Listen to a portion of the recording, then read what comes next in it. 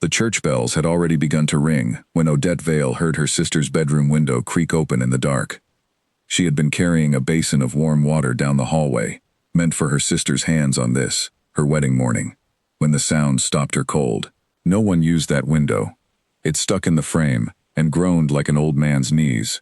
Odette set the basin down on a side table and walked toward the sound, her bare feet silent on the wooden floor, her heart suddenly loud in her own ears. She pushed open the door to find the room empty. The wedding gown, white and heavy with lace, still hung from its hook by the wardrobe, untouched. The window stood open to the cold morning air, curtains breathing in and out with the wind. On the bed lay a folded piece of paper, and beside it, a single pearl earring that did not match its pair. Odette's hands trembled as she picked up the note. She recognized her sister's careless handwriting at once. The letters slanted and hurried, as though even now Serafina could not be bothered to slow down for anyone. "By the time you read this, I will be far from here," the note said. "I cannot marry a man I do not love, blind or not, Duke or not. Tell Mother I am sorry, though I am not sure that I am. Tell the Duke nothing. Let him wonder." Odette read it twice, then a third time, as if the words might rearrange themselves into something less terrible. They did not. Her sister was gone. The wedding was to begin in 3 hours, and every guest of consequence in the county was already dressing to attend the marriage of Duke Alistair Wren to Lady Serafina Vale. She ran, note still clutched in her fist, down the narrow servant stairs that connected her small room to the rest of the house, the stairs she had used her whole life, because she had never truly been meant to use the grand ones. Her mother, Margaret Vale, was already awake, sitting before her mirror in the blue morning room, having her hair arranged by a maid who had come specially for the occasion. "Mother," Odette's voice cracked. "Mother, she's gone." Margaret turned, and for one terrible moment, Odette watched her mother's face change from confusion to understanding to something like horror, all in the space of a breath. The maid was sent away without ceremony, the door was shut, and Margaret Vale, a woman who had spent years holding her chin high through poverty and whispered pity, sat down heavily on the edge of the bed, as though her legs had stopped working. "Show me," she said, and Odette handed over the note with fingers that would not stop shaking. Margaret read it once. Her face went the color of old paper. "She has ruined us," Margaret whispered. "Do you understand what this means? Do you understand what will happen to this family when word reaches the church that there is no bride?" Odette understood better than her mother perhaps realized. She had grown up understanding it. In fact, every single day of her 19 years. While Serafina had been groomed for marriage, dressed in fine cloth, taught to dance and flatter and charm, Odette had been raised in the shadow behind her, the daughter of a second marriage that no one liked to speak of, useful only for mending torn hems and keeping household accounts and quietly managing the things her sister found beneath her. It was Odette who had learned the names of the Wren family's servants during the courtship visits, because Serafina could never be bothered to remember them. It was Odette who had walked the gardens with the Duke on the 2 occasions he had come to call, guiding him gently by the elbow over uneven stones, while Serafina complained of the sun in her eyes. It was Odette who had noticed, quietly, that the Duke listened more carefully than most men did, that his blindness seemed to have sharpened everything else about him, his hearing, his patience, the careful way he asked questions rather than assuming answers. She had noticed. She had not meant to notice as much as she had. "There is still time," Margaret said suddenly, her voice low and urgent, and when Odette looked up, she saw something in her mother's eyes that frightened her more than the empty window had. "Time for what, Mother? Serafina is gone. There is no bride." "There is a bride," Margaret said. "There is a bride if you will be her." The words hung in the air between them like smoke. Odette felt the basin of warm water she had left in the hallway grow cold in her mind, felt the whole morning tilt sideways. "You cannot mean it."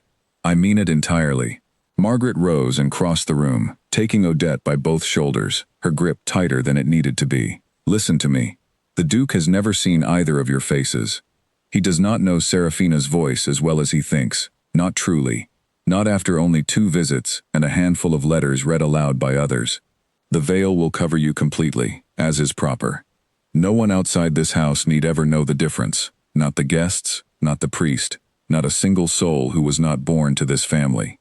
And the servants? The ones who have seen us both? Someone will speak, Mother. Someone always speaks. The servants who traveled with us today have been told Serafina has taken ill and asked her sister to stand beside her, out of family duty, until she recovers enough to travel to the estate herself. It will buy us time. It will buy us more than time, if you do this well. Margaret's eyes were wet now, though her voice remained steady, the voice of a woman who had learned long ago that tears solved nothing, and steel sometimes did. If this wedding does not happen today, we lose everything.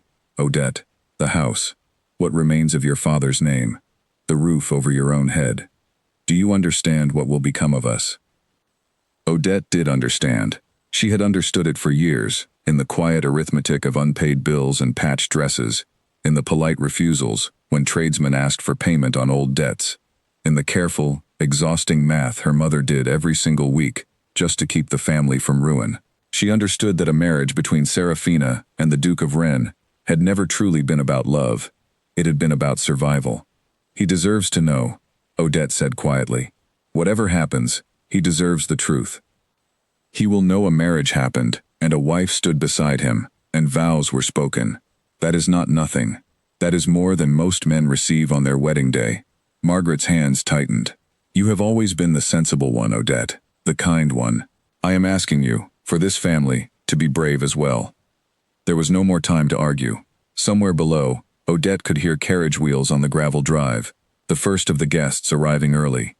The low murmur of voices rising up through the floorboards, like water finding its way through cracks. The clock in the hall struck the half hour, and with it, something in Odette's chest seemed to settle, not into certainty, but into the grim understanding that a decision had already been made, whether she liked it or not. The dress will not fit me the way it fits her, she said, because it was the only practical thing she could think to say, the only foothold she could find in a moment that had otherwise become a kind of falling. It will fit well enough with pins and a steady hand. Come, there is no more time to waste on fear. They dressed her in silence, Margaret's fingers quick and certain despite the tremor Odette could still feel beneath them. The gown, made for a taller, fuller figure than Odette's own, was gathered and pinned at the waist, until it sat close enough to convincing. The veil, thick ivory lace that had belonged to their grandmother, was lowered over Odette's face, and through it, the world softened into pale shapes and muted light, as though she were already looking at her old life from a great distance. She caught her own reflection in the tall mirror before they left the room, a stranger looking back at her, dressed as a bride, wearing her sister's gown, and about to speak her sister's name, before God and half the county. She did not recognize the fear in her own eyes, because she had never allowed herself to feel it so plainly before. There had never been room for fear in a life built entirely around being useful. Odette, her mother's voice, softer now, stopped her at the door. Once this begins, there is no stopping it. You understand this. I understand. Whatever you feel in that church, whatever doubt rises in you, you must not let it show, not a tremor, not a hesitation longer than a nervous bride's. He cannot see your face, but he will hear everything else, your breath, your footsteps, the catch in your voice. You must give him no reason to wonder. Odette nodded, though the instruction felt impossible, even as she agreed to it. How did one simply decide not to feel fear? How did one command a racing heart to slow, a trembling hand to steady, when the entire shape of one's future was about to be built on a single unspoken lie? The carriage ride to the church passed in a blur of green hedgerows and gray sky, her mother sitting rigid beside her, murmuring instructions under her breath as though reciting a prayer. Keep your chin lifted. Let the priest guide the pace of the vows. Answer only what is asked. Do not offer your hand until his is offered first, since he will need a moment to find it. Small things, practical things. The kind of things Odette had always been good at remembering, because remembering had always been her role in this family, the quiet keeper of details no one else thought to hold on to. When the carriage stopped before the church, Odette could hear the low hum of gathered voices inside, the creak of the great wooden doors, the distant notes of an organ being tuned. Her mother took her hand once, briefly, and squeezed it hard enough to hurt. You are Serafina today, she whispered. Only today. After that, we will decide what comes next. Odette stepped down from the carriage, on legs that did not quite feel like her own. the veil settling around her like a wall between herself and the world she was about to walk into. Somewhere beyond those heavy doors stood a man who could not see her, a man who had agreed to marry a woman he barely knew, believing her to be someone she was not. She thought of him then, briefly, the Duke of Wren, the way he had turned his face toward every sound in a room, as though listening for the truth in it. She wondered, with a coldness that settled deep in her stomach, what he would hear in her voice today, and whether even his sharpened senses could tell the difference between one sister's fear and another's indifference. There was no more time to wonder. The doors were opening. The organ swelled into the wedding march, and somewhere at the front of that church, a blind man was waiting, his hand already resting where a bride's hand was meant to be placed, utterly unaware that the woman walking toward him down the aisle was not the woman he believed he was about to marry. Odette lifted her chin, steadied her breath, and stepped forward into the life she had not chosen, one careful footstep at a time, the lace veil trembling faintly with every beat of her frightened heart. The aisle seemed to stretch longer than any aisle had a right to be, and with every step, Odette became more aware of the sound of her own breathing beneath the veil, quick and shallow, threatening to betray her before she had spoken a single word. Rows of unfamiliar faces turned toward her as she passed, some curious, some approving, a few whispering behind gloved hands in the way wedding guests always seem to do. She recognized almost none of them. These were the Duke's family and friends, the fine and titled guests of Ashcombe Hall, gathered to witness a marriage that would secure an alliance between two old names. Not one of them had ever looked closely enough at either Vale's sister to know the difference between them. Not from a distance, not through a veil, not with the added confusion of a wedding day. At the front of the church stood Duke Alistair Wren, tall and composed in dark formal dress, his hands folded before him, his face turned slightly toward the sound of the organ and the approaching footsteps. Odette had seen him only twice before, both times in daylight gardens where his blindness had seemed almost incidental, a detail rather than a defining fact. Here, in the hush of the church, with every eye upon him and none of them able to catch his own, it felt suddenly enormous, the weight of what he could not see, and what she was about to make him believe. His valet and closest friend, a steady, broad-shouldered man named Charles Bramwell, stood near him, one hand resting lightly at the Duke's elbow, ready to guide him should the moment require it. Odette had met Charles briefly during the courtship visits, and remembered him as watchful, sharp-eyed in a way that made her uneasy even now, though he could not possibly suspect anything yet. The priest, an older man named Father Collins, who had overseen half the weddings in the county, raised his hands as Odette reached the front of the church, and the ceremony began. She had attended weddings before. She knew the shape of the words, the rhythm of the responses, the practiced solemnity expected of a bride. What she had not prepared for was how different it felt to stand this close to a man she was about to deceive, to feel the warmth radiating from him, to hear his breathing change, ever so slightly, when her hand was finally placed in his. His fingers were warm and steady, hers were cold, and she prayed the trembling in them would be mistaken for a bride's natural nerves rather than something far more dangerous.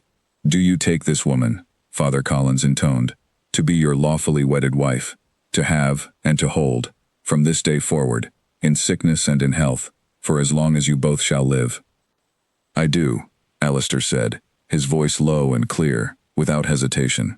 Odette felt something twist inside her chest at the certainty in his answer, the ease with which he gave himself over to a promise built on false ground. She thought, briefly and painfully, of Serafina somewhere far from here, likely already forgetting this church existed at all, and she hated her sister then with a sharpness that surprised her. "And do you, Serafina, take this man to be your lawfully wedded husband?" The name landed strangely in her ears, foreign and familiar all at once, a name she had answered to her whole life only when someone was calling for her sister in another room. She swallowed hard behind the veil. "I do," she said, and her voice, though quiet, held steady. She felt Alistair's hand tighten very slightly around hers at the sound of it, and for one horrifying moment, she wondered if he had noticed something, some faint difference in tone or timbre that his sharpened hearing had caught before his mind had time to name it. But his expression did not change. He simply held her hand a little firmer, as though grounding himself in the reality of the moment, and the ceremony continued. The rings were exchanged. The final blessing was spoken. And when Father Collins pronounced them husband and wife, a ripple of applause and murmured congratulations moved through the church like wind through tall grass. "You may lift the veil," the priest said gently, and Odette felt her stomach drop entirely. There had been no plan for this moment.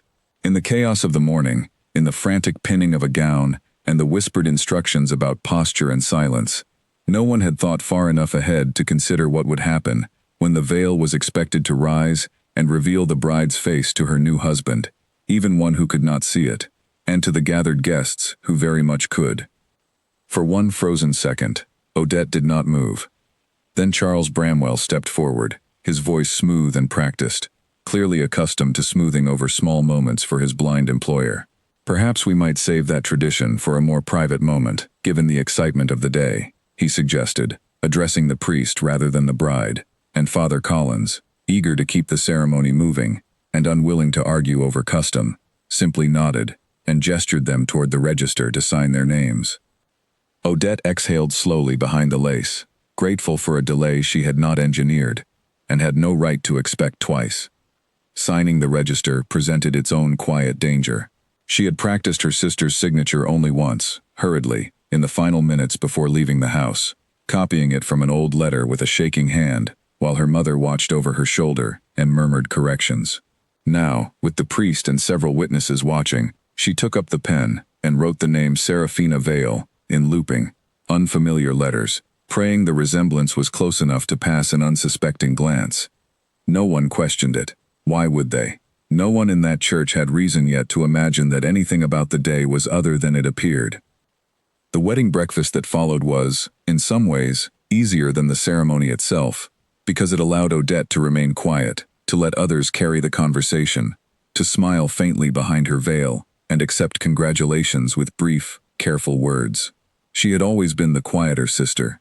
No one found it strange that Serafina, on her wedding day, seemed subdued rather than radiant. If anything, several older women remarked kindly that marriage seemed to have already brought a certain thoughtful gentleness to her expression, a comment that made Odette's throat tighten with something between guilt and bitter amusement.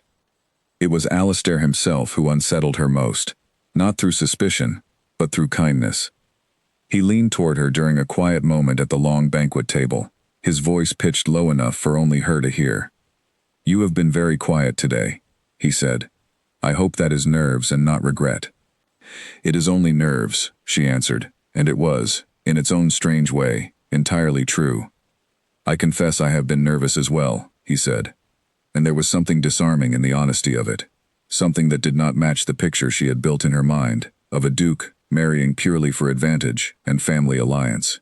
"It is a strange thing, marrying someone you cannot see. I find myself building your face from your voice, from the sound of your footsteps, from small details others might not think to notice. I hope you will forgive me if I ask a great many questions in the weeks to come. I find I want very much to understand my wife properly." Odette's chest ached at the word wife, spoken so gently, so genuinely, aimed at a woman who did not truly exist in the way he believed her to. "I would like that," she said softly, and meant it more than she had meant to.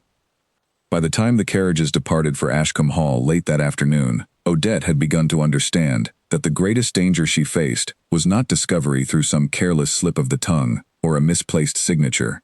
The greatest danger was far quieter than that. It was the way Alistair Wren spoke to her as though she mattered, as though her comfort and her thoughts were worth his careful attention, in a manner Serafina would never have appreciated, and Odette had never once received in her own home. She sat beside him in the carriage as the Fields rolled past outside, his hand resting lightly near hers on the seat between them, not quite touching, as though he were leaving the choice of closeness entirely to her. "Tell me something true about yourself," he said suddenly, breaking a comfortable silence. Something no one else would think to ask.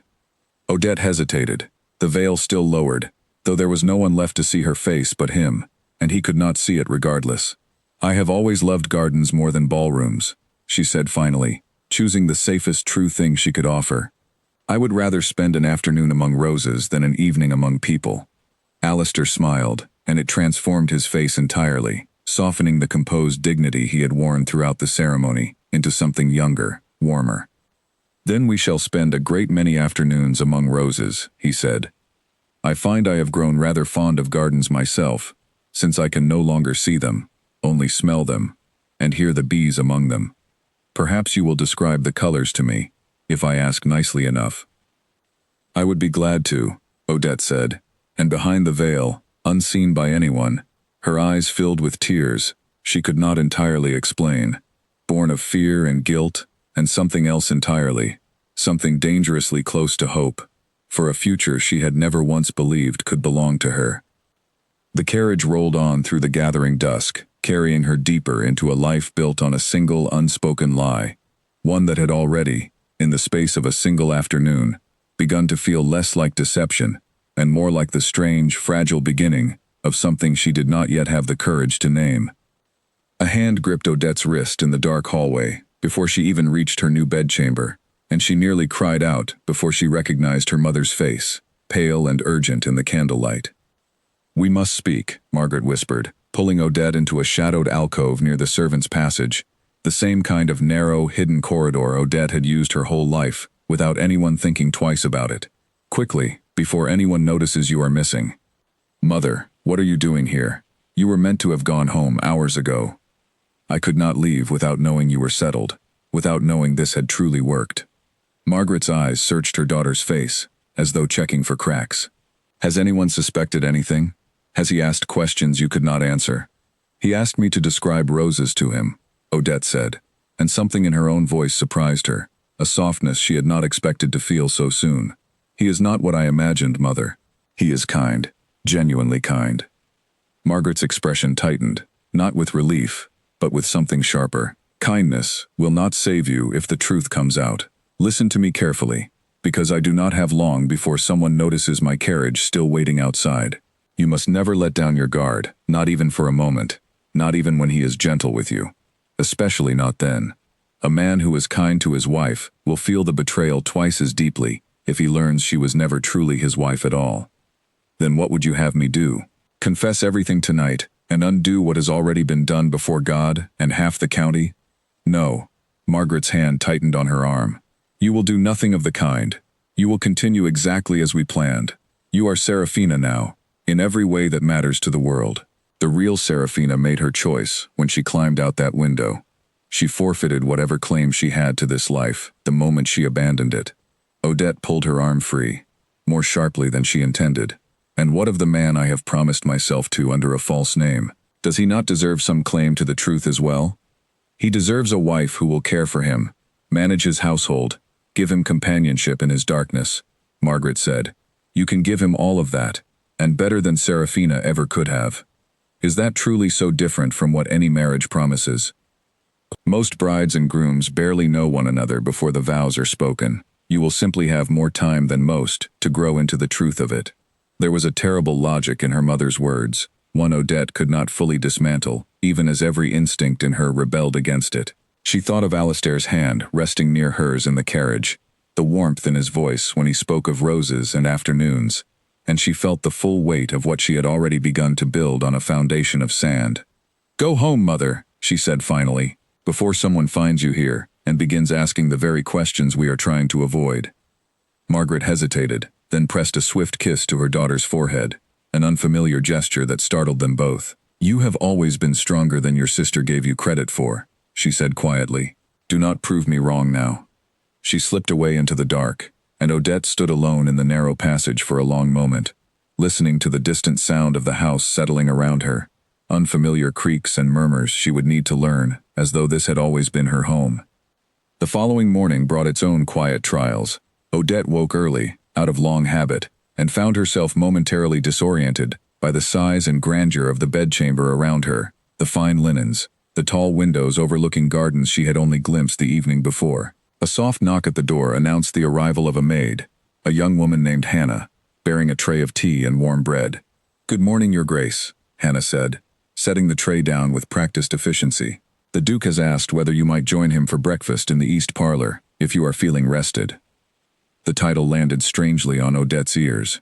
Your Grace. A title that belonged to her sister, and had somehow, through circumstance and desperation, come to rest upon her own unremarkable shoulders instead. She thanked Hannah and dressed quickly, choosing her words carefully, as she considered how much of Serafina's manner she needed to perform, and how much of her own true self she might dare to let through. She found Alistair already seated in the east parlor, a room filled with morning light and the scent of fresh bread. His face turned toward the doorway the moment she entered, as though he had heard her approach long before she reached the threshold. "Good morning," he said, rising slightly from his chair, a courtesy that struck her as unnecessary given his blindness, and yet entirely natural given his character. "I hope you slept well in your first night here." "Well enough," Odette said, taking the seat across from him. "The house is larger than I expected. It takes some learning, even for those who can see it clearly. I have lived here my whole life, and still occasionally misjudge a doorway." There was a rueful humor in his voice that made her want to smile, despite everything weighing on her heart. "Charles tells me the staff have already taken quite a liking to you. He says you thanked each of them by name last evening, which apparently surprised more than a few of them." Odette's stomach tightened. She had thanked the servants out of long habit, the same instinct that had governed her whole life in her mother's house, where she had been the one who noticed people others overlooked. She had not considered, in the exhaustion of the previous evening, that such small kindness might stand out as unusual behavior for a woman the household staff believed to be Lady Serafina Vale. "I was raised to be courteous to everyone in a household," she said carefully, choosing words true enough to hold steady under any future scrutiny. It seemed a poor way to begin a new life, forgetting one's manners simply because exhaustion made it tempting. "I find that admirable," Alistair said, and there was warmth in his voice that made the praise feel like both comfort and accusation at once. "I confess I did not know quite what to expect from our marriage, given how little time we spent together during our courtship. I am glad to find you thoughtful." "You barely know me," Odette said quietly, testing the boundaries of how much honesty she could safely offer. "How can you judge thoughtfulness so quickly?"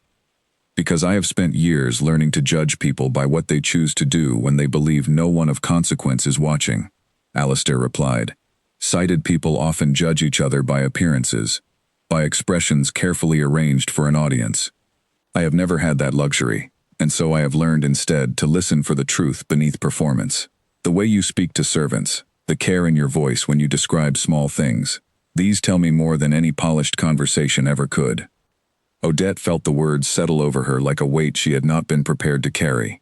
Praise built entirely on a misunderstanding of who she truly was, and yet somehow more accurate about her actual character than anyone had ever offered her before. She was, in this strange half-truth of a marriage, being seen more clearly by a blind man than she had ever been seen by anyone with working eyes. "I hope I will not disappoint that faith," she said, and the words came out heavier with meaning than she intended, carrying a weight of guilt Alistair could not possibly detect. "I do not believe you will," he said simply, and reached across the table, his hand finding hers with unerring accuracy despite his blindness, as though some part of him had already learned the exact shape of the space she occupied in the world. Odette let him hold her hand, and told herself the tightness in her chest was only nerves, only the strange newness of her circumstances, and not the slow, dawning recognition that she had begun, against every wise instinct she possessed, to care for a man who believed her to be someone else entirely. The teacup slipped from Odette's fingers and shattered against the parlor floor the moment Charles Bramwell spoke the name of the woman who had come calling that afternoon.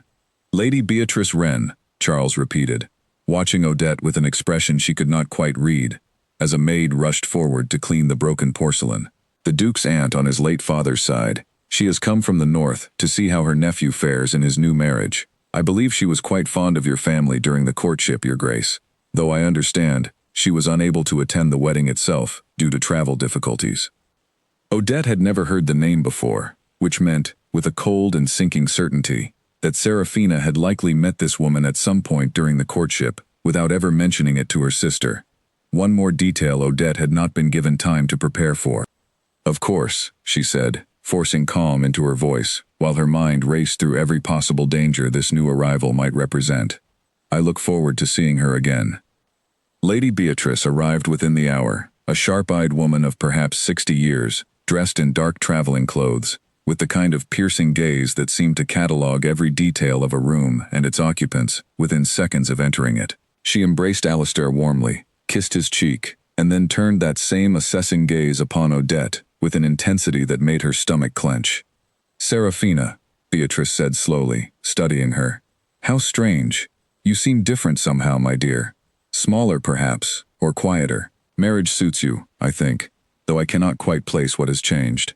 "Marriage does tend to change people, Aunt Beatrice," Alistair said warmly, unaware of the danger crackling silently in the air around him. "I find my wife has been nothing but a comfort since our wedding day." "I am sure she has," Beatrice said, though her eyes remained fixed on Odette a moment longer than was entirely comfortable.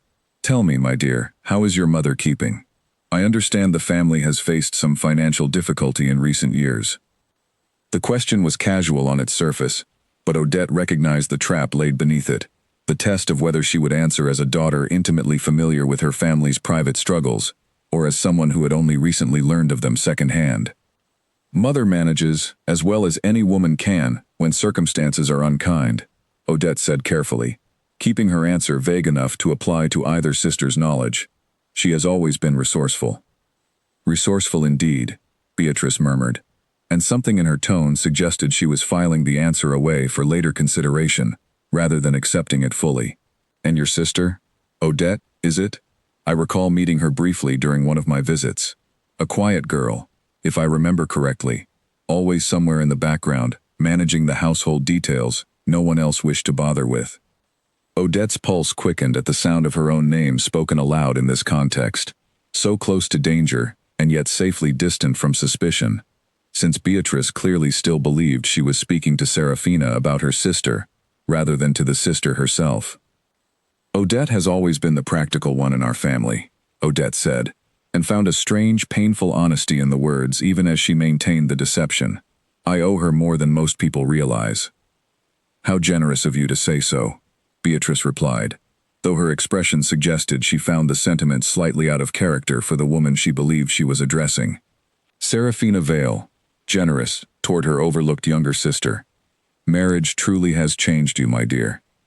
The comment lodged itself under Odette's skin like a splinter, sharp enough to sting long after Beatrice had moved on to other topics of conversation with Alistair. She understood now, with growing unease, that this woman's memory of Serafina's character, whatever its accuracy, would serve as a constant measuring stick, against which every one of Odette's own natural instincts and behaviors would be silently compared and found unusual. That evening, after Beatrice had retired to her guest chambers, and Alistair had gone to consult with his estate manager about some matter of the harvest, Charles Bramwell found Odette alone in the garden, walking slowly among the roses Alistair had asked her to describe to him that very morning. "You handled Lady Beatrice with considerable grace," Charles said, falling into step beside her, his tone carefully neutral. "Though I confess I noticed something odd in your responses. You spoke of your sister with unusual warmth for someone I understood to have little patience for her in the past."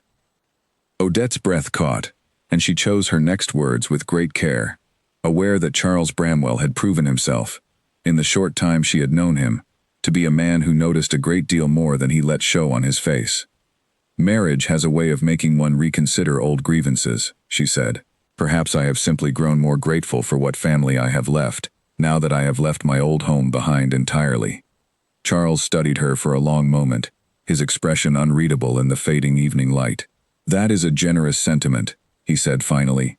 "I hope, for the Duke's sake, that it proves as genuine as it sounds."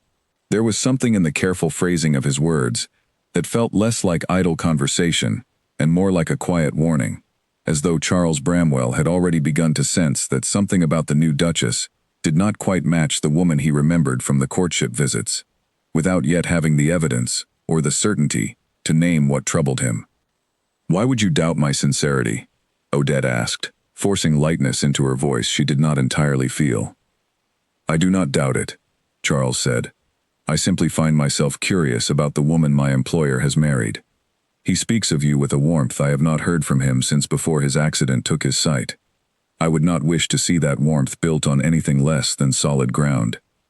The words followed her back into the house that evening, settling over her like a shadow she could not shake, and long after the candles had been extinguished and the household had gone quiet, Odette lay awake in her unfamiliar bed, staring at a ceiling she could not see clearly in the dark, wondering how long a lie could hold its shape, before the weight of genuine feeling growing beneath it finally cracked it apart entirely. Somewhere down the hall, she could hear Alistair moving quietly through his own chambers, restless in a way that suggested he, too, found sleep elusive that night, and she wondered, with a fear that had nothing to do with discovery, and everything to do with something far more dangerous, whether he was thinking of her, and what exactly it was he believed he was thinking of. A letter arrived at Ashcombe Hall, bearing her mother's seal, and Odette's hands shook so badly, she nearly tore the pages in her haste to read it, before anyone else noticed the delivery. She had retreated to the small library at the rear of the house, a room Alistair rarely used since the shelves held little that interested him, beyond a collection of books transcribed in raised letters he could read with his fingertips, and she broke the seal there in privacy, her heart pounding with dread over what news might have prompted her mother to write, so soon after their last conversation. The letter was brief, and its message struck her like cold water. "Serafina has written to me," the letter said. "She is in some difficulty. The merchant's son has abandoned her already. It seems his family did not approve of the match, and he has bent to their wishes rather than face disinheritance. She writes asking for money, and worse, she hints that she may return to claim what she believes is rightfully hers, if her circumstances do not improve. I do not know what she intends, but I fear she means to threaten the arrangement we have built. Be watchful, my daughter. Say nothing to the Duke of this letter." Odette read the words 3 times, each pass deepening the cold dread settling in her stomach. 3 months had passed since the wedding, 3 months in which she had slowly, carefully, built a life at Ashcombe Hall that had begun to feel, in quiet, unguarded moments, almost genuinely her own. She had learned the rhythms of the household, had grown close to several of the staff, had spent long afternoons in the garden describing colors and shapes to Alistair, while he listened with an attentiveness that made her chest ache with something she still refused to properly name. And now her sister, having discarded this life so carelessly, seemed poised to reach back and claim it again the moment her own circumstances grew difficult. "You seem troubled," Alistair's voice came from the doorway, and Odette startled so badly, the letter slipped from her fingers before she could hide it. She scrambled to retrieve it, folding it quickly and tucking it into her sleeve, though of course such caution was unnecessary given his blindness, an instinct born of guilt rather than genuine risk. "Only a letter from home," she said, striving to keep her voice steady. "Nothing of consequence." "Your voice suggests otherwise," Alistair said, moving into the room with the careful, confident steps he had developed over years of navigating his own house without sight. "You have grown quieter these past few days.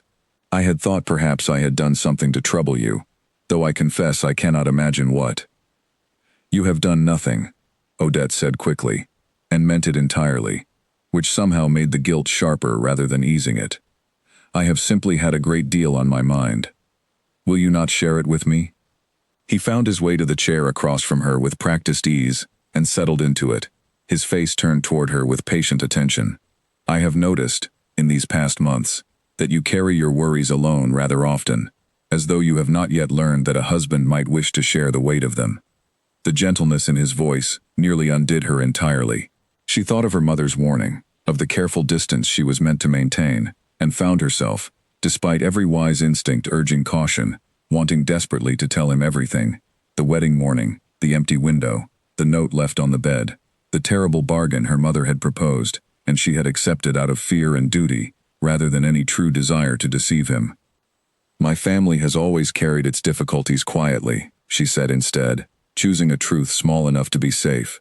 "It is a habit I find hard to break, even now."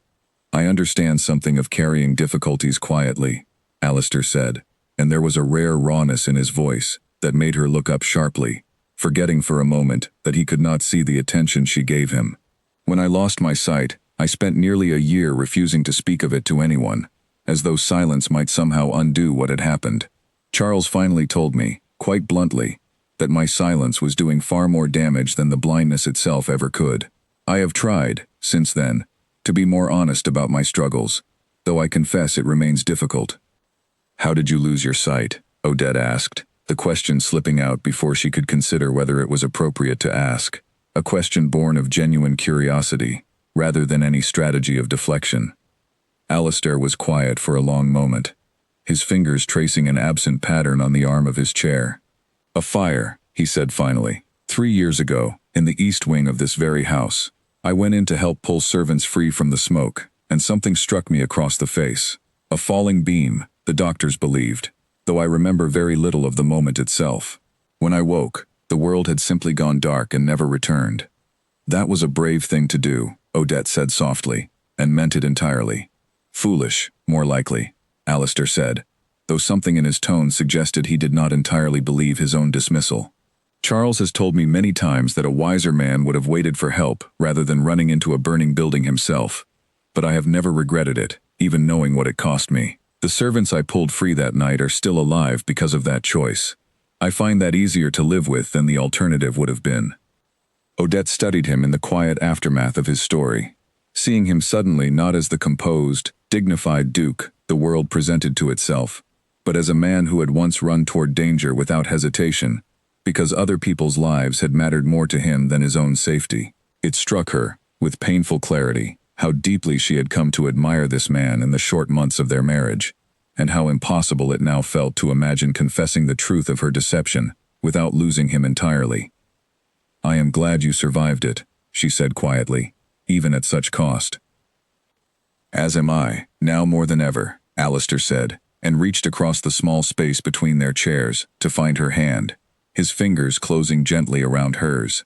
"I did not expect, when I agreed to this marriage, to find in it the kind of companionship I have found with you these past months. I had prepared myself for a marriage of convenience and little more. I find myself grateful, every day, that it has proven to be something rather different." Odette's throat tightened painfully around words she could not allow herself to speak, and she pressed his hand gently in response instead, allowing the silence between them to carry what she could not yet say aloud. Somewhere in her sleeve, her mother's letter sat folded and waiting, a warning of danger approaching from a past she had thought, foolishly, might simply stay buried. She understood now, with a clarity that frightened her more than any threat her sister might pose, that the greatest danger she faced was no longer simply the risk of discovery. It was the growing certainty that she had fallen in love with a man who believed her to be someone else entirely, and that whatever storm was building on the horizon of her sister's return, it would arrive to find her far more vulnerable than she had ever intended to become. Hannah burst into the morning parlor without knocking, her face pale and her breath coming quick, and the moment Odette saw her expression, she knew the danger she had feared for weeks had finally arrived at the front door. "Your Grace, there is a woman here," Hannah said, glancing nervously toward the hallway behind her. "She says she is your sister. She is asking to see you alone, before anyone else in the house learns she has come." Odette's heart dropped like a stone. Alistair was away that morning, gone to inspect a distant portion of the estate with his steward, a rare absence that had felt, only an hour earlier, like a welcome quiet morning. Now it felt like a narrow window of danger, one that might close the moment he returned, and found a stranger in his house claiming a relationship no one else was meant to know about. "Where is she now?" "I put her in the small sitting room, near the east entrance, away from the main hall, as you have asked us to do before, with unexpected visitors," Hannah said, and Odette felt a flash of gratitude for her own past instinct, to train the staff toward discretion, never imagining she would need it for precisely this reason.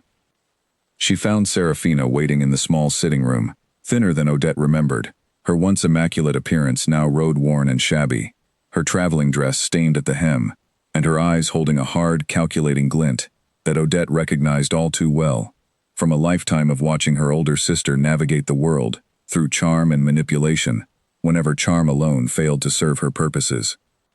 "Well," Serafina said, rising from her chair the moment Odette entered, sweeping her gaze over the fine furnishings of the room with open envy. "Look at you, Duchess of Wren. I confess, I did not think you had it in you, little sister." "How did you find me?" Odette asked, closing the door firmly behind her, aware of how much depended on this conversation, remaining entirely private. "Mother's letters were not difficult to trace, once I decided I needed somewhere to go," Serafina said, settling back into her chair with the languid confidence of someone accustomed to getting precisely what she wanted. "It seems my abandoned wedding worked out rather well for you, in the end. A title, a fortune, a blind husband who cannot even see how poorly you fill my shoes. What do you want, Serafina?" "Straight to business, then. How refreshing." Serafina's smile did not reach her eyes. I want what should have been mine. Edmund's family cast me aside the moment they learned he intended to marry beneath his station, and I find myself, at present, without prospects, without funds, and without the comfortable future I was promised before you decided to steal it out from under me. You left it behind willingly, Odette said, anger sharpening her voice despite her best efforts at restraint. You climbed out a window and left a note telling us to let him wonder. I did not steal anything. I saved this family from the ruin your choice would have brought upon us. And I am grateful, truly, Serafina said, though nothing in her tone suggested genuine gratitude. Which is precisely why I have not yet gone to the Duke myself to explain the truth of our little arrangement. I thought, sister to sister, we might come to a more generous understanding first. The threat landed exactly as intended, cold and precise, and Odette felt the full weight of it settle over her chest like a physical pressure. You would ruin everything I have built here, simply for money? I would ruin nothing that was not already built on a lie, Serafina said, though something flickered briefly behind her eyes, perhaps the smallest trace of guilt quickly suppressed. I am merely asking for my fair share of a fortune that exists, because I was the one clever enough to escape a marriage neither of us truly wanted, and foolish enough, apparently, to underestimate how well you would thrive in my place. Odette studied her sister for a long moment, searching for some remnant of the girl she had grown up beside, some flicker of shared history that might soften the calculating woman in front of her now.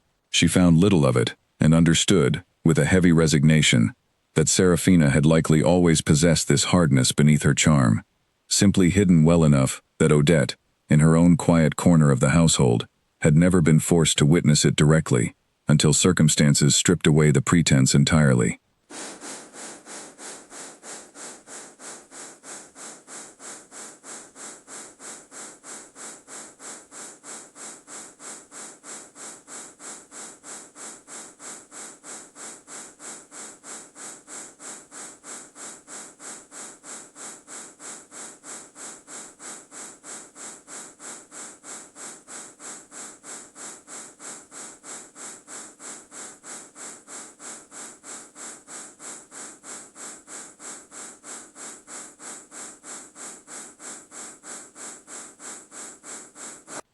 A sum sufficient to establish myself somewhere respectable, away from here, where I might begin again without the shadow of scandal following me, Serafina said, naming a figure that made Odette's breath catch, an amount that would require careful and secretive management of the household accounts, to gather without drawing notice. That is a considerable sum. It is a considerable secret, Serafina countered. I would think it a fair trade, given what you stand to lose, should I choose to share it elsewhere instead. Odette closed her eyes briefly, weighing the impossible choice before her. To pay would buy time, but time bought through blackmail rarely stayed bought for long, and she understood, watching the hard set of her sister's jaw, that this would not be the last demand should she agree to the first. To refuse risked everything immediately, the marriage, the household, the fragile trust she had built with Alistair over months of careful tenderness, all of it shattered in a single confrontation she was not yet prepared to survive. I will need time to gather such a sum without drawing suspicion, she said finally, choosing the path of delay over immediate capitulation or immediate confession. Though even as she spoke the words, she recognized them as merely postponing a reckoning she could not avoid forever. You have a fortnight, Serafina said, rising to leave with the satisfied air of a woman who had gotten precisely what she came for. I will find lodging nearby and await word. I would advise against involving your husband in our arrangement, sister. I do not think either of us would enjoy how that conversation might unfold. She swept from the room without another word, leaving Odette alone with the terrible knowledge that the fragile peace she had built at Ashcombe Hall now stood on borrowed time, ticking down toward a confrontation she could delay but never truly escape. That evening, when Alistair returned from his morning inspection and asked, with his usual gentle attentiveness, whether anything unusual had happened in his absence, Odette found herself lying to him more directly than she ever had before, a lie of omission that felt, for the first time, unbearably heavy in her chest, and she understood, with dawning clarity, that the fortnight Serafina had granted her was not merely a period of delay. It was the last stretch of borrowed happiness she would be permitted before the truth, one way or another, finally came due. The ledger book fell open across Odette's lap in the candlelit study, and the numbers staring back at her offered no comfort at all, only a widening gap between what she could gather quietly and what Serafina had demanded of her. She had spent the better part of a week reviewing the household accounts, under the pretense of taking a greater interest in managing the estate, quietly setting aside small sums here and there, careful never to draw the notice of the steward or Charles Bramwell, who oversaw the finer details of Ashcombe Hall's finances, with an attentiveness she had come to both admire and fear in equal measure. Even with every careful economy she could manage, she remained far short of the sum her sister had named, and the fortnight was rapidly closing in around her like a fist. A soft knock at the study door made her jump, and she closed the ledger hastily, before calling out permission to enter, relieved to find Charles Bramwell, rather than Alistair, standing in the doorway. "Forgive the late hour," Charles said, stepping inside and closing the door behind him with a quiet deliberateness that immediately put Odette on edge. "I wish to speak with you privately, if you would allow it." "Of course," Odette said, setting the ledger aside and folding her hands to still their trembling. "What troubles you?" "I have noticed some irregularities in the household accounts these past days," Charles said, watching her with the same careful, assessing gaze he had turned on her since the very first week of her marriage. "Small sums, moved and accounted for, in ways that do not quite match your usual careful record-keeping. I wondered whether you might explain them to me, before I am forced to raise the matter with the Duke himself." Odette's heart hammered painfully against her ribs. Of everyone in the household, Charles Bramwell was the one person whose sharp observations she had feared most from the very beginning, and now, faced directly with his suspicion, she understood she had no ready explanation that would satisfy a man so accustomed to noticing precisely what others hoped he would overlook. "There is a private family matter I have been attending to," she said carefully. "One I would rather not trouble the Duke with, unless it becomes absolutely necessary. A private family matter that requires you to quietly gather a considerable sum without his knowledge," Charles said, his tone neither accusing nor entirely sympathetic, simply flat and searching. "Forgive me for saying so plainly, Your Grace, but in my years serving this family, I have learned that secrets involving money rarely end as harmlessly as those who keep them hope they will." Odette studied him for a long moment, weighing the terrible calculation of trust against exposure, and found herself, in the end, too exhausted by weeks of careful deception to maintain the pretense any further, with a man who had clearly already gathered enough pieces to guess at some version of the truth, even if he did not yet know its full shape. "My sister has come to me," she said finally, the words escaping before she could fully weigh their danger. "She demands money to keep silent about certain matters concerning our family." Something shifted in Charles's expression, a careful stillness that suggested he was recalculating everything he thought he understood about the Duchess standing before him. "What matters, precisely, does she threaten to reveal?" Odette's throat closed around the confession she had carried, alone for months, and she found, in this moment of exhausted vulnerability, that she could no longer bear the weight of it entirely by herself. "Matters concerning the wedding day itself," she said quietly, watching his face carefully. For the moment understanding dawned in his eyes. It came slowly, then all at once, a widening of his gaze followed by a long, heavy silence that stretched between them like a held breath. "You are not Serafina," he said finally, his voice barely above a whisper, as though testing the shape of the realization aloud, before fully accepting its weight. "No," Odette said, and the single word felt like both confession and release, months of careful pretense crumbling in an instant, before the one person in this household whose sharp attention she had feared above all others. "I am Odette, her sister. She fled on our wedding morning, and my mother believed the only way to save our family from ruin was for me to take her place." Charles was quiet for a long moment, absorbing the full weight of what she had told him, and Odette braced herself for anger, for immediate demands that he go directly to Alistair with the truth, for the collapse of everything she had built in these past months of careful, growing tenderness. Instead, when he finally spoke, his voice held something closer to weary understanding than fury. "I suspected something was amiss, almost from the beginning," he said. "The Duchess I remembered from the courtship visits was a woman of considerable vanity, and little patience for the details of running a household. The woman who arrived at Ashcombe Hall after the wedding was thoughtful, attentive, genuinely kind to every servant in this house. I told myself the change was simply the natural transformation marriage sometimes brings. I did not want to consider the alternative, because the alternative would mean the Duke's happiness these past months has been built on a foundation neither of us could fully trust. I never meant to hurt him, Odette said, tears finally slipping free after weeks of careful, exhausting restraint. I only meant to save my family. And then, somehow, without ever intending it, I came to care for him more deeply than I believed myself capable of caring for anyone. That, I believe entirely, Charles said quietly. I have watched him these past months, Your Grace, or whatever name I ought to call you now, and I have not seen him so genuinely content since before the accident took his sight. Whatever the foundation of this marriage, the happiness built upon it has been real, at least on his side. The question now is whether it can survive the truth, should it come to light. My sister will not wait forever, Odette said. She has given me a fortnight to gather the sum she demands, and I have fallen far short of it. I do not know how much longer I can keep this secret from unraveling on its own, with or without her help. Charles was quiet for a long moment, his expression thoughtful in the candlelight. Perhaps, he said finally, the time has come to consider whether continuing to hide the truth is truly wiser than facing it directly, on your own terms, before your sister forces the matter on hers.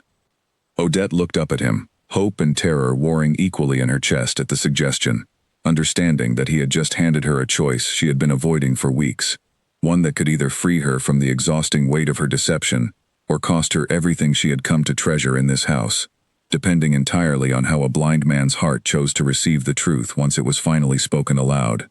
Seraphina's carriage rolled up the drive of Ashcombe Hall 3 days early, and Odette watched from the upstairs window, with a cold, sinking certainty that whatever fragile control she had maintained over the timing of this confrontation had just been ripped entirely out of her hands.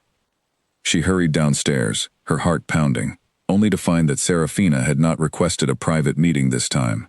Instead, she stood boldly in the main entrance hall, dressed in her finest remaining clothes, speaking directly to a startled footman about her intention to see the Duke of Wren himself. Seraphina. Odette's voice came out sharper than she intended, as she crossed the hall quickly, positioning herself between her sister and the staircase that led toward Alistair's study. "What are you doing? We agreed you would wait." "I have grown tired of waiting," Seraphina said, her voice carrying deliberately loud enough for the footman and 2 nearby maids to hear.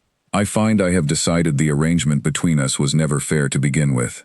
Perhaps the Duke himself should decide who truly deserves his fortune and his name." "Please," Odette said, lowering her own voice in a desperate attempt to keep the confrontation from spreading further through the household. "Do not do this here, like this, in front of everyone. Where else would you have me do it?" Seraphina's eyes glittered with something that looked almost like satisfaction at her sister's visible panic. "You have had months to gather what I asked for, and instead, I hear you have been confiding in the Duke's own steward, rather than honoring our agreement. I begin to think you never intended to pay me at all, sister, and so I have decided to collect a different kind of payment instead." Before Odette could respond, footsteps sounded from the direction of the study, unhurried but purposeful, and Alistair appeared at the top of the staircase, his face turned toward the commotion below with the alert stillness of a man listening carefully to voices he could not yet place. "What is happening?" he asked, beginning to descend the stairs with Charles Bramwell suddenly appearing at his side, having clearly heard the raised voices from wherever he had been working nearby.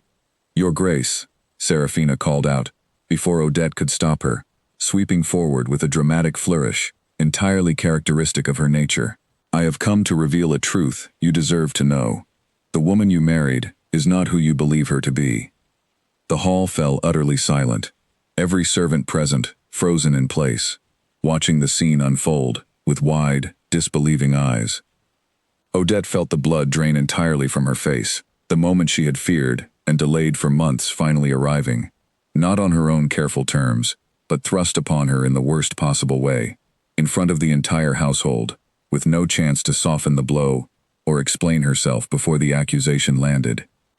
"I do not understand," Alistair said slowly, reaching the bottom of the stairs, his sightless eyes moving between the 2 women's voices, as though trying to locate some truth in the space between them. "Who are you? Your voice is unfamiliar to me. though something in it. "I am Seraphina Vale," she declared, and the name struck the gathered household like a thunderclap. Several maids gasping audibly, the footman's mouth falling open. "The woman you married on your wedding day is not me. She is my younger sister, Odette. I fled that morning, rather than marry a man I did not love, and my family, desperate to avoid ruin, sent her to take my place before the altar, without your knowledge. She has been living your wife's life for months, under a false name." The silence that followed felt endless to Odette, every second stretching unbearably as she watched Alistair's face for some reaction, some sign of what this revelation had done to him. His expression, always so carefully composed, seemed to crumble slowly before her eyes, confusion giving way to a dawning, painful understanding. "Is this true?" he asked finally, his voice quiet, directed not at Seraphina, but toward the space where he knew Odette stood, as though some part of him had already begun to accept the terrible shape of what he was hearing. Odette's throat closed around every explanation she might have offered, every careful justification her mother had once given her in a dark alcove on her wedding night, and found, in this moment of complete exposure, that none of it felt adequate to the pain she could hear building in his voice. "Yes," she said finally, the single word breaking something loose in her chest. "It is true. I am not Seraphina. I am Odette, her sister. I took her place that day, because my mother believed it was the only way to save our family, and I was too frightened and too dutiful to refuse her." Alistair stood very still, absorbing the confession, his hands curling slowly into fists at his sides. "Months," he said quietly. "Months of marriage, of conversations, of trust, built on a lie you allowed to continue every single day since." "I did not know how to undo it once it had begun," Odette said, tears finally spilling freely down her face. "And then, somewhere in those months, I stopped wanting to undo it at all, because I had come to care for you more deeply than I ever expected to care for anyone." "Do not," Alistair said sharply, his composure cracking for the first time since she had known him. "Do not dare tell me this was born of genuine feeling, when every word between us has been spoken under a name that was never truly yours." "Alistair," Charles said quietly, stepping forward, his voice carrying a rare note of caution directed at his employer. "Perhaps this conversation would be better continued in private, away from the household staff." But Alistair did not move, his sightless eyes fixed on the space where Odette stood, his entire body rigid with a hurt so raw it seemed to fill the whole entrance hall. "Leave us," he said finally, his voice hoarse. "All of you. I wish to speak with my wife, whoever she truly is, alone." The servants scattered quickly, and even Seraphina, having achieved her destructive purpose, slipped away toward the door, with a final glance at her sister that held no remorse, only cold satisfaction at a job well done. Charles hesitated a moment longer before following the others out, casting one last glance of quiet sympathy toward Odette, before leaving her alone with the man whose trust she had built her entire false existence upon, now shattered into pieces around them both. "Explain everything," Alistair said, once the hall had emptied entirely, his voice trembling with barely restrained emotion. "From the very beginning. I want to understand exactly how deeply I have been deceived, before I decide what becomes of us now." The study door closed behind them, with a sound that felt, to Odette, like the final sealing of a tomb, and she stood trembling before Alistair as he lowered himself slowly into the chair behind his desk, his hands pressed flat against the wood, as though steadying himself against a storm only he could feel building inside him. "Begin at the window," he said quietly. "Charles mentioned once, in passing, that a window in your family home had a broken latch that groaned whenever it opened. I did not think anything of it at the time. Now I wonder if that detail was the very beginning of everything I did not know." Odette told him everything then, sparing herself nothing, from the sound of the window creaking open in the pre-dawn dark, to the note left on the bed, to her mother's desperate pleading in the blue morning room, to the frantic pinning of a gown never made for her frame. She told him of the fear she had carried down the aisle, certain her trembling hands would betray her, and of the strange, unexpected tenderness that had begun to grow between them in the weeks that followed. Tenderness she had never intended to feel, and had not known how to stop once it took root. "I told myself, in the beginning, that I was simply saving my family," she said, her voice steady, despite the tears still tracing silent paths down her face. I told myself this was a temporary arrangement, a necessary lie that would somehow resolve itself before real harm was done. I did not expect to come to know you as I have, to learn the sound of your footsteps and the particular warmth in your voice when you speak of gardens you can no longer see. I did not expect to fall in love with a man who believed he was speaking to someone else entirely. Alistair was silent for a long moment, his blind eyes fixed somewhere past her shoulder, his jaw working as though he were fighting to control some powerful current of feeling threatening to break loose. "You let me believe," he said finally, his voice low and raw, "that every kindness you showed me, every quiet evening in the garden, every honest conversation about my accident and my fears, all of it came from a woman who chose me freely, who wanted this marriage for its own sake. Instead, I learn it was built entirely on desperation and deception from its very first hour. The deception was never about my feelings for you," Odette said, "only about the name I carried into that church. Everything else, every word I have spoken to you since, has been entirely true. How am I to know the difference?" His voice cracked slightly, the first true fracture in his composure since the confrontation had begun. "I cannot see your face, Odette, if that is truly your name. I have relied entirely on my ears and my instincts to understand the people around me since the day I lost my sight, and you have proven, beyond any doubt, that even my most careful instincts can be deceived completely." The accusation struck her harder than any anger might have, because she understood, with painful clarity, exactly what she had taken from him. Not merely a name, not merely a technical truth about which sister had spoken vows in that church, but the fundamental trust he had built his entire adjusted life around since his blindness, the belief that his sharpened hearing and careful attention could protect him from being fooled the way sighted people so often assumed a blind man could easily be fooled. "You are right to be angry," she said quietly. "You are right to question everything I have told you. I cannot undo the lie I allowed to continue, and I will not insult you by pretending a simple apology could repair what it has broken. But I will tell you this, and you may believe it or reject it as you choose. Every laugh we have shared, every quiet confession about your accident and your fears, every afternoon in the garden when you asked me to describe the roses, all of it was real. I was never performing affection I did not feel. I was only hiding a name."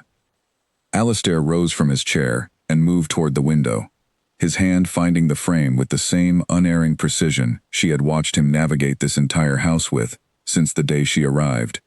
And he stood there in silence for a long, aching moment, his back turned toward her, though of course the gesture carried no true meaning for a man who could not see her, regardless of which direction he faced.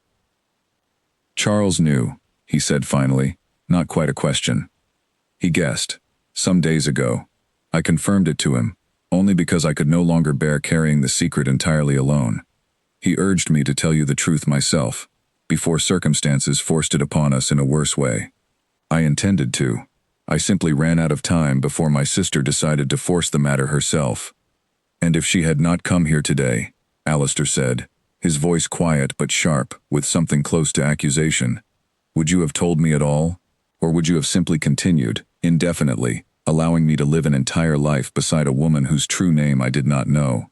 Odette hesitated, because she owed him, above all else now, complete honesty, even when the truth reflected poorly on her own courage. "I do not know," she admitted. "I wanted to tell you. I was afraid of exactly this moment, of watching this exact expression settle over your face. I cannot promise you. I would have found the courage in time, had circumstances not forced my hand." The admission seemed to cost Alistair something as well, a flicker of something like grim respect crossing his features, despite the raw hurt still evident in every line of his body. "At least that is honest," he said quietly. "I suppose I ought to be grateful for even that much, given how thoroughly everything else between us has apparently been built on uncertain ground." He turned back toward her then, his sightless eyes finding her voice with the same precision they always had, though something in his posture had changed, some wall raised between them that had not existed an hour earlier. "I need time," he said. "Time to understand what remains true in everything we have shared, and what was simply necessity, dressed up as affection. I cannot give you an answer tonight about what becomes of this marriage, Odette, if that is even truly your name." "It is," she said softly. "It has always been my name, even when I was forbidden from speaking it. Then I will call you Odette, from this moment forward. Alistair said, "and I will need you to give me the space to decide, on my own terms and in my own time, whether the woman who bears that name is one I can still trust enough to remain her husband." He left the study without another word, his footsteps steady despite the storm she knew must be raging beneath his composed exterior, and Odette sank into the nearest chair, utterly exhausted, uncertain whether the months of careful deception had finally cost her everything she had come, against every wise instinct, to genuinely treasure. 3 days of silence passed between them, 3 days in which Odette moved through Ashcombe Hall like a ghost of the woman she had become, uncertain whether she still had any right to call it home, until a soft knock at her bedchamber door on the third evening brought Charles Bramwell bearing a request she had not expected. "The Duke asks that you join him in the garden," Charles said, his expression carefully neutral, though something in his eyes suggested a flicker of cautious hope he was unwilling to voice aloud. "He specifically requested the roses, Your Grace. Or, forgive me, I suppose I ought simply to call you Odette now, as he has instructed the household to do." The instruction struck her with unexpected force, a small sign that Alistair had, at the very least, accepted the truth of her identity, even if his heart remained an unresolved question, and she made her way down through the quiet house and out into the cool evening air, with a heart pounding as hard as it had on her wedding morning so many months before. She found him standing among the rose beds, exactly where she had described countless blooms to him over the preceding months. His face turned toward the sound of her approaching footsteps, his expression unreadable in the gathering dusk. "I have thought of little else these past 3 days," he said without preamble, before she had even fully closed the distance between them. "I have turned over every conversation we have shared since our wedding day, searching for some hidden falseness I might have missed, some clue that the woman speaking to me was never truly present in her own words." "And what have you found?" Odette asked, bracing herself for whatever verdict he had reached. "I have found nothing false," he said quietly. "Every memory I searched, every quiet evening, every honest fear you shared with me about my accident, every careful description of colors you gave me, though you knew I could never see them myself, all of it holds together as genuine, however it may have begun. I have spent 3 days trying to convince myself that I ought to feel differently, that a man in my position ought to demand an annulment and rebuild his life, with someone whose name, at least, he might trust from the very beginning. I find I cannot make myself want that outcome, no matter how sensible it might appear to others." Odette's breath caught, hope rising cautiously in her chest, even as she forced herself not to reach for it too quickly. "What do you want instead?" "I want the truth, spoken plainly, one final time," Alistair said, stepping closer, his hand finding hers, with the same unerring precision it always had. "Tell me honestly, Odette, if your sister had never fled that morning, if circumstances had never forced you into a role you did not choose, would you have wanted this marriage for yourself, freely, without any pressure from your mother, or any fear of ruin hanging over your family?" Odette considered the question with the seriousness it deserved, unwilling to offer him anything less than complete honesty, after months of careful deception. "I do not know if I would have believed myself worthy of it," she said finally. "I spent my whole life in my sister's shadow, valued mainly for my usefulness, rather than my own worth. I do not know if I would have had the courage to want a duke's attention for myself, had circumstances not forced the question upon me. But I know, without any doubt at all, that having lived these months beside you, I would choose this marriage again, freely and entirely, if given the choice today." Alistair was quiet for a long moment, his thumb tracing a slow, absent pattern across the back of her hand. "Charles tells me the household staff have grown fond of you in ways they never quite managed with your sister during her brief visits before the wedding," he said finally. "He tells me the tenant farmers speak well of your visits to check on their families during the hard winter months. He tells me, in short, that whatever name you carried into that church, you have become, in every meaningful sense, precisely the duchess this estate and its people needed." "That does not undo the lie," Odette said softly, unwilling to let herself be comforted too easily. "No," Alistair agreed, "it does not. But I have come to believe, these past 3 days, that a marriage is not truly built on the name spoken at the altar. It is built on every day that follows it, on the 1,000 small choices two people make to care for one another honestly, once the ceremony itself has faded into memory. You have made those choices faithfully, every single day since our wedding, even while carrying a secret that must have weighed on you terribly. I find I would rather keep the woman who made those choices than chase after a name that was never truly mine to begin with. Tears spilled freely down Odette's face now, relief and love and lingering guilt all tangled together in a rush she could no longer contain. Then you will stay married to me? Truly? Even knowing everything? I will do more than stay married to you, Alistair said, and for the first time since the confrontation in the entrance hall, something like his old warmth returned to his voice. I intend to marry you properly, Odette Vale, in your own true name, before witnesses who know exactly who is speaking her vows this time. I have already spoken with Father Collins. He has agreed to perform a private ceremony renewing our vows, this time with your true name spoken plainly for all to hear, so that no one, ever again, may claim this marriage was built on anything less than complete honesty. Word had reached Margaret Vale of the unfolding events, and she arrived at Ashcombe Hall 2 days later, anxious and uncertain of her welcome, only to find her daughter genuinely radiant for the first time in months. The shadow of fear finally lifted from her shoulders. As for Serafina, having achieved nothing from her destructive visit but the cold satisfaction of causing pain, she disappeared from their lives once more, this time without any note left behind, and no one at Ashcombe Hall found themselves particularly inclined to wonder where she had gone.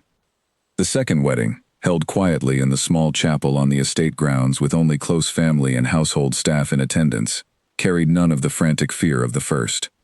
Odette walked the short aisle without a veil this time, her face open and visible to everyone present, though of course only one person in that chapel had never needed sight to know exactly who she truly was.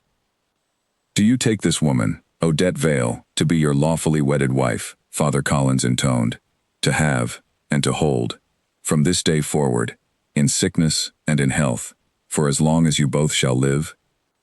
I do, Alistair said, his voice steady and certain, and this time, when he reached for her hand, there was no shadow of doubt lingering beneath his touch, only the quiet, hard-won certainty of a man who had chosen, with open eyes despite his blindness, to build his life beside the one woman who had earned his trust entirely on her own merit, name and all.